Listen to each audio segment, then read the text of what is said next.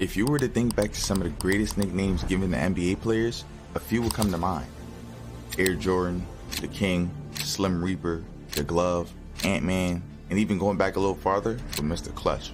However, none of them held weight on society like the Black Mamba and what it stood for. The mentality, discipline, relentlessness, and determination it put inside people. So that begs the question, when did Kobe Bryant actually become the Black Mamba? Yeah, I'd say you're fired up. Lakers lead at 79-73. Even though he scored 81 points in 2006, I'm of the opinion that we didn't see the full maturity of the Black Mamba until around 07, when the Lakers regained their position as a finals contender. That's my opinion though, because when I think of the Black Mamba, I get images of battles against LeBron, the face Kobe made in 2009 finals, Kobe taunting Alvin during Game 6 of the 2010 Conference Finals, or even hitting the game winner over Borges Dio in 2006. But let's say 2007 was the full maturity of the Black Mamba. When did we see its infant days? Was it Game 7 of the 2000s Finals? Was it defending Allen Iverson in the 01 Finals? Was it the epic Kobe vs. T-Mac game? I think all of these huge moments gave us pieces of what the Mamba could be, but we didn't see the fullness of what he will become. I'm talking about the first time he showed us the blend of all his skills, the effortless scoring, relentless defense, the IQ, and the relentlessness that will become the stripes and staple of the Black Mamba at its full maturity form. I scoured the internet in search of this answer, and I'm pretty sure I found a game where we all saw what the Mamba will become.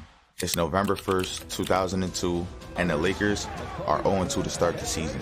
Kobe and Shaq looked dominant against the New Jersey Nets in the finals just a few months ago, bringing out the dustpans and brooms, sweeping them. But due to a toe injury he'd suffered before the season, Shaq will be out, and the Lakers will flutter in the opening games of the season, hence to their 0-2 start. In response, Kobe would take on, at the time, what would be described as a bigger role for the team. He'd become the focal point of the offense and directing all actions on the floor, behavior that we will become normal to see for the Mamba just a couple years down the line. And this is the infancy of the Black Mamba.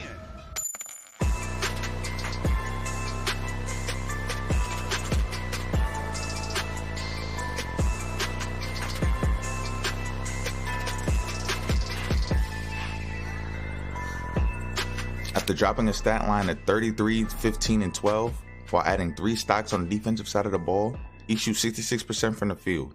However, it wasn't just about the stats. It was a version of Kobe we haven't really seen before. He wasn't rushed. He wasn't forcing matters like he did in previous years to 2003.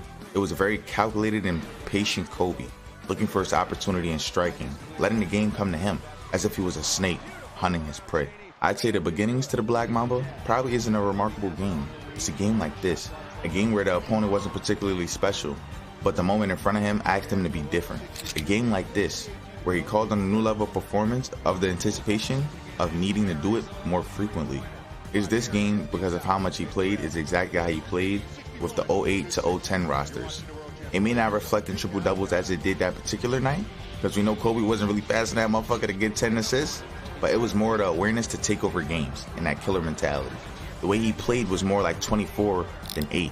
There was a maturity of how he played that game that was evident.